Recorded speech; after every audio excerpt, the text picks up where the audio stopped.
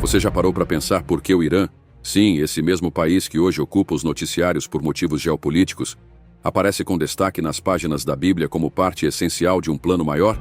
Enquanto a maioria só enxerga ameaças modernas, existe um lado oculto da história que poucos conhecem. O Irã, no passado conhecido como Pérsia, já foi uma ferramenta decisiva nas mãos do próprio Deus. E não estamos falando de metáforas. A Bíblia registra com precisão surpreendente como esse império pagão teve um papel direto em momentos cruciais da história do povo hebreu. Um rei persa teve seu nome revelado em uma profecia, mais de 150 anos antes de nascer. O que isso tem a ver com o mundo de hoje? Tudo. Porque essa conexão entre Pérsia e Israel não é apenas histórica, é espiritual, é profética, e pode transformar completamente a forma como você enxerga os acontecimentos atuais, e até mesmo a sua fé.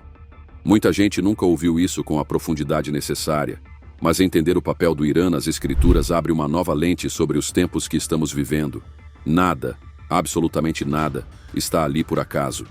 A antiga Pérsia não foi um figurante no relato bíblico, foi peça-chave no cumprimento de promessas, no realinhamento de caminhos e na restauração de um povo. É quase paradoxal. O mesmo império que muitas vezes foi visto como inimigo de Israel, acabou sendo o meio pelo qual Deus restaurou o que estava em ruínas. A Bíblia não mascara isso. Pelo contrário, exibe de forma clara que foi através da Pérsia que Jerusalém teve seu templo reconstruído. E tudo isso graças a um decreto emitido por um rei que nem sequer seguia a fé dos judeus. Coincidência? Para quem compreende o plano divino, não existe essa palavra. Essa conexão entre poder político e cumprimento espiritual mostra algo ainda mais profundo. Deus opera além das fronteiras religiosas e culturais. Ele usa quem quer, como quer. Inclusive líderes que sequer reconhecem sua existência. E não para por aí. A raiz do povo iraniano remonta a tempos ainda mais distantes, bem antes dos impérios e das guerras territoriais. Segundo a genealogia bíblica registrada no livro de Gênesis, os iranianos são descendentes de Jafé, um dos filhos de Noé. Entre seus descendentes está Madai, nome que mais tarde daria origem aos Medos, um dos povos que formariam o Império Medo-Persa. Isso significa que o Irã de hoje carrega uma herança que começa logo após o dilúvio, com implicações espirituais profundas desde os primórdios da humanidade. Essa informação muda tudo. A mesma terra que ergueu palácios imperiais e dominou vastas regiões do mundo antigo também carrega um DNA espiritual, enraizado nos primeiros capítulos da Bíblia. O plano divino não foi improvisado. Ele já incluía a Pérsia antes mesmo de ela existir como nação. Quando vemos o Irã nos noticiários atuais, cercado de conflitos e tensão internacional, o olhar comum enxerga a ameaça. Mas o olhar profético percebe outra coisa. Ali está um povo que já foi ferramenta de libertação, ponte para a restauração, agente de mudanças que marcaram a história bíblica e talvez ainda esteja em movimento dentro de uma narrativa muito maior. Pense bem. O mesmo Deus que dividiu as águas do dilúvio também traçou os caminhos dos descendentes de Noé. Entre eles, os filhos de Jafé se espalharam pela Europa e Ásia Central. Madai se estabeleceu na região que hoje chamamos de Irã. E é justamente desse ponto que emerge uma trajetória que impactaria diretamente momentos críticos da Bíblia, como o exílio da Babilônia e a posterior restauração de Jerusalém. Isso nos leva a uma reflexão importante. O que hoje chamamos de geopolítica talvez seja apenas o desdobramento visível de uma trama divina que começou milênios atrás. E se tudo isso começou com Madai, o que mais pode estar reservado para seus descendentes no plano de Deus? É nesse contexto que surge uma das figuras mais impressionantes do Antigo Testamento, Ciro o Grande. Conhecido nos livros de história como conquistador, ele foi muito mais do que isso. A Bíblia, no livro de Isaías, menciona seu nome com antecedência de mais de 150 anos antes de seu nascimento. Um detalhe quase inacreditável, a profecia não apenas antecipa sua existência, mas também revela exatamente qual seria sua missão: libertar o povo de Israel do cativeiro babilônico.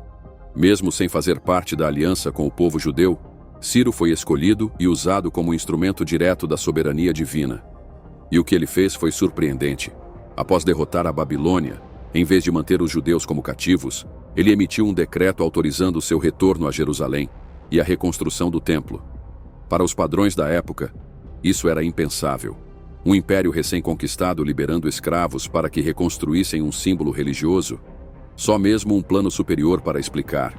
A mão de Deus estava ali, guiando até mesmo reis estrangeiros em decisões que mudariam o rumo da história sagrada. Ciro prova algo que muitos ignoram. O plano divino ultrapassa os limites da religião formal. Ele toca até quem não tem consciência de que está sendo usado. Em termos atuais, seria como ver um líder global tomar uma decisão que, sem saber, cumpre uma profecia escrita há milênios. E é por isso que a história de Ciro continua tão atual. E quando você pensa que já viu tudo, a narrativa surpreende mais uma vez ao introduzir outra figura-chave. Uma mulher, jovem, órfã e judia, que se tornaria rainha do maior império da época. Estamos falando de Esther. O que parecia um conto de fadas era, na verdade, uma operação divina disfarçada de acaso. No momento mais perigoso para os judeus, quando um decreto planejava eliminar todo o seu povo, foi Esther quem se colocou diante do rei, arriscando a própria vida. Ela compreendeu que sua posição não era fruto do acaso, mas parte de um propósito muito maior. A coragem de Esther mudou o curso da história. Seu ato solitário salvou um povo inteiro. E mesmo que o nome de Deus não apareça diretamente em nenhum versículo do livro que leva seu nome, sua presença é sentida em cada escolha, em cada reviravolta. Esse silêncio de Deus no texto é o que o torna ainda mais eloquente, porque nos lembra que mesmo quando não o vemos, Ele está ali, orquestrando os bastidores com precisão. E quando conectamos todos esses pontos, Madai, Ciro, Esther, a Pérsia, percebemos que não estamos apenas lidando com capítulos antigos de um livro sagrado. Estamos diante de uma narrativa viva, cujas implicações ecoam até hoje, inclusive no noticiário, nos mapas, nas decisões globais que talvez já estejam cumprindo aquilo que foi escrito milhares de anos atrás. Mesmo sem que seu nome fosse citado diretamente em nenhum versículo, a presença de Deus no livro de Esther é evidente em cada escolha, cada reviravolta, cada detalhe meticulosamente encaixado. Esther não apenas impediu um massacre, ela se tornou o símbolo da resistência espiritual de um povo. E disso nasceu o Purim, uma celebração que atravessa os séculos lembrando que a vitória, às vezes, vem dos lugares mais improváveis. Essa história nos oferece algo mais do que inspiração.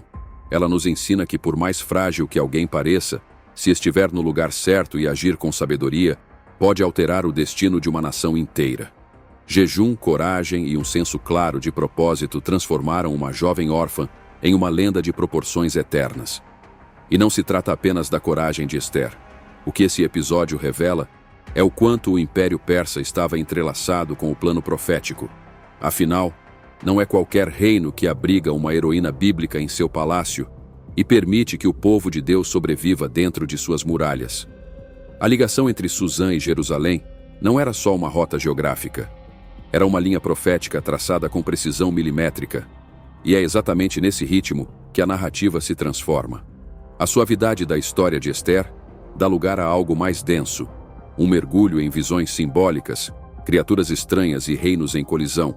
Revelações que vieram por meio de um homem que enxergava além do visível, Daniel. Daniel não foi apenas um profeta. Foi um leitor do invisível, um intérprete de engrenagens espirituais em pleno funcionamento no coração dos impérios mais poderosos do mundo. Suas visões, enquanto ainda estava sob domínio babilônico, já anunciavam a ascensão da Pérsia. E mais do que isso, revelavam o papel que esse império teria no avanço de um plano divino que ninguém conseguia decifrar a olho nu. Número de seus sonhos, um urso se ergue, símbolo de força e expansão, uma representação direta do Império Medo-Persa. Em outra visão, um carneiro com 2 chifres avança sem encontrar resistência, conquistando em todas as direções. Os 2 chifres, a união entre medos e persas, os pilares de um império que mudaria os rumos do povo judeu. E o mais impressionante, Daniel viu tudo isso antes de a Pérsia sequer conquistar a Babilônia. Ou seja, enquanto reis e generais se movimentavam no mundo visível, Daniel já via os bastidores espirituais agindo. Para ele, os eventos políticos não eram apenas registros históricos, eram sinais codificados de um propósito superior. Essa percepção nos obriga a questionar: será que estamos mesmo lendo a história com os olhos certos? Ou estamos perdendo o enredo maior por focar demais nos personagens secundários? Daniel sabia. Os impérios iriam cair. As coroas mudariam de cabeça, mas o plano de Deus seguiria inabalável.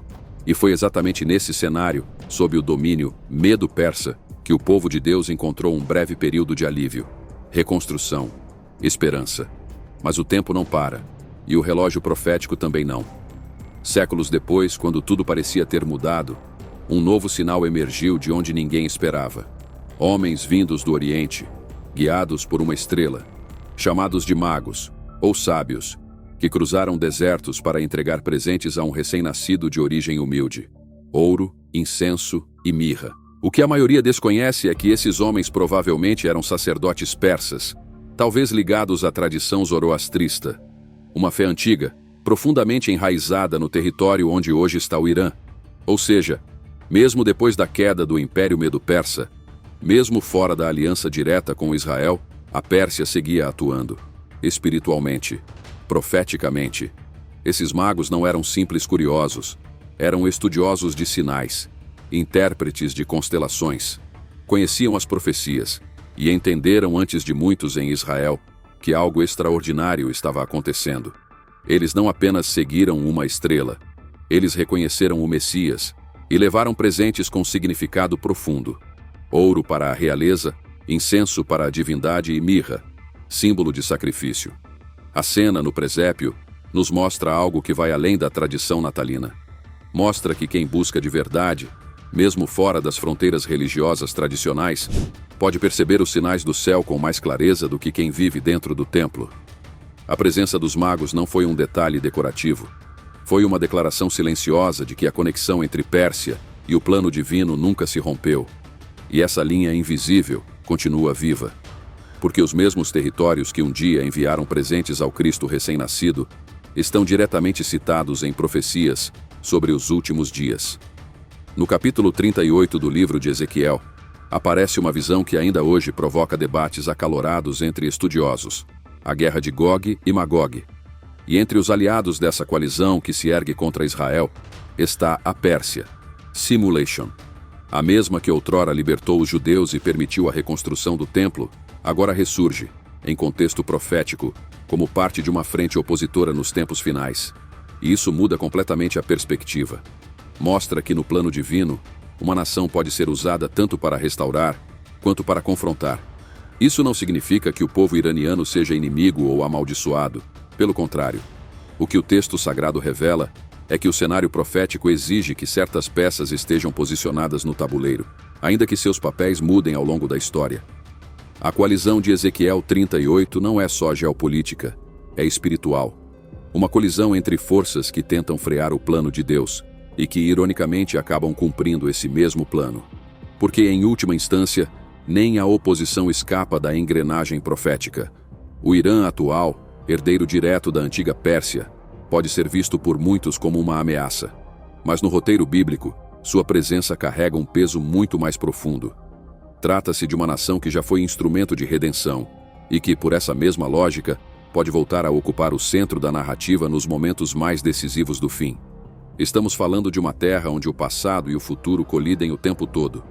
Um território que já viu reis libertarem prisioneiros e que, segundo a profecia, pode estar envolvido no desenrolar dos últimos capítulos da humanidade. A grande pergunta é: será que o papel do Irã na história profética já se encerrou? Ou estamos apenas começando a entender o quanto ele ainda está prestes a cumprir? Ao analisar com atenção o enredo bíblico, uma coisa fica evidente: a relevância espiritual da Pérsia nunca desapareceu. Mesmo quando esteve fora do centro das alianças religiosas, sempre reapareceu nos momentos decisivos, para libertar, para desafiar, para anunciar. E isso jamais pode ser visto como uma coincidência. O Irã não está à margem da história. Ele é uma engrenagem ativa dentro de algo muito maior. Um plano cuidadosamente desenhado que atravessa gerações. A continuidade desse papel nos ensina algo essencial. Deus pode usar qualquer povo em qualquer tempo para cumprir um propósito que vai muito além da compreensão humana. Pense comigo. Se ele usou Ciro para libertar, usou Ester para preservar e mostrou a Daniel os movimentos do Império Medo-Persa antes mesmo de acontecerem, por que seria diferente hoje? E se as tensões políticas, os conflitos regionais e as alianças atuais não forem apenas parte da geopolítica? E se tudo isso estiver sincronizado com o relógio profético? Entender as Escrituras, portanto, não é só uma questão de fé. É também um exercício de discernimento histórico. O Irã carrega consigo um legado espiritual milenar, uma linhagem que atravessa impérios, atravessa profecias e ainda pulsa nos eventos atuais. Porque Deus não age apenas com quem reconhece sua autoridade. Ele movimenta reinos, levanta reis, usa até os que jamais se considerariam parte do plano. Ao longo de toda a narrativa bíblica, a Pérsia aparece, ora como libertadora, ora como antagonista, mas nunca como figurante. Essa presença constante revela uma verdade muitas vezes ignorada. Na história divina, não há personagens secundários. Todos têm uma função, mesmo quando ainda não sabem disso. E para os que gostam de ler nas entrelinhas, os números bíblicos funcionam como códigos silenciosos, pistas escondidas que, quando decifradas, revelam a estrutura interna da profecia. E no caso da Pérsia, esses números são ainda mais reveladores. 70 anos. Esse foi o período exato do cativeiro babilônico, profetizado por Jeremias. E quem Deus escolheu para encerrar esse ciclo com precisão matemática? Ciro, o Grande. Isso não é acaso, é orquestra. Uma sinfonia profética onde cada compasso está cronometrado. Mais impressionante ainda, Isaías escreveu sobre Ciro cerca de 150 anos antes do nascimento do rei.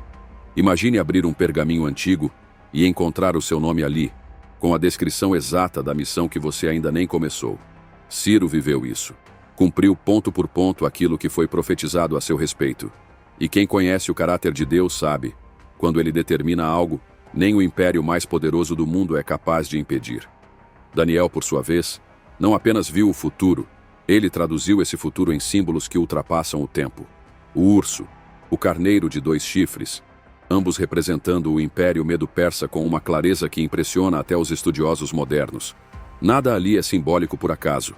Até os detalhes mais sutis carregam significado. A presença dos magos persas no Novo Testamento, por exemplo, não é um elemento decorativo. Ela é a continuação de um fio invisível que conecta Gênesis ao Apocalipse. Esses homens, provavelmente sacerdotes do antigo zoroastrismo, reconheceram os sinais, estudaram as constelações e compreenderam algo que muitos em Israel ignoraram. O Messias havia chegado. Essa precisão profética que atravessa séculos não pode ser ignorada. Ela levanta perguntas que precisam ser feitas. Qual foi de fato o papel de Ciro? Ele era apenas um líder estratégico, ou, sem saber, cumpriu uma missão que já estava escrita nos céus. O decreto de libertação, a autorização para reconstruir o templo, a restauração do culto, tudo isso parece parte de uma arquitetura maior, desenhada com antecedência cirúrgica. E se isso aconteceu uma vez, por que não aconteceria de novo? As visões de Daniel ainda ecoam hoje. O que significam, de fato, o urso, o carneiro, os chifres? São apenas metáforas antigas? Ou códigos que ainda não foram totalmente decifrados? E se Daniel previu impérios antes de eles existirem, o que mais ele pode ter revelado, sem que ainda tenhamos percebido? Será que o mundo moderno está repetindo padrões antigos sem notar? E mais, será que estamos agora mesmo vivendo uma dessas transições que Daniel registrou? Essa reflexão nos leva de volta a Ester. Porque seu livro é um dos maiores exemplos da providência divina. Porque mesmo sem mencionar o nome de Deus, ele o revela em cada silêncio. A ousadia de Ester, o jejum coletivo, a reviravolta política, nada ali parece acidental. É como se o próprio Deus dissesse, mesmo quando não sou visto, ainda estou no controle. E talvez essa seja a lição mais profunda que a antiga Pérsia nos deixa. O invisível governa o visível. Nenhum detalhe está fora de lugar. Nenhum número é aleatório. Nenhuma pessoa aparece por acaso. Se tudo isso ainda parece abstrato, a próxima parte vai te mostrar o quanto essa verdade toca diretamente a sua vida. Depois de tudo o que você ouviu até aqui, fica difícil olhar para o Irã com os mesmos olhos, não é? Agora pense. Quantas outras nações, quantos líderes, quantos acontecimentos do presente também podem estar, neste exato momento, cumprindo partes silenciosas de profecias milenares? E quantos de nós estamos distraídos demais para perceber? Você está atento aos sinais do tempo? Ou segue vivendo como se nada estivesse acontecendo? Talvez a pergunta mais urgente não seja o que a Bíblia diz sobre o Irã, mas sim, o que Deus está tentando me mostrar através dessa história? Você está disposto a olhar além das aparências? A mergulhar mais fundo nessa narrativa que conecta séculos, reinos, promessas e julgamentos? Se essa mensagem fez sentido para você, então o próximo passo é claro: permaneça com a gente. Porque neste canal, você vai continuar descobrindo revelações que mudam não só a sua visão de mundo, mas também a sua compreensão do tempo em que vive.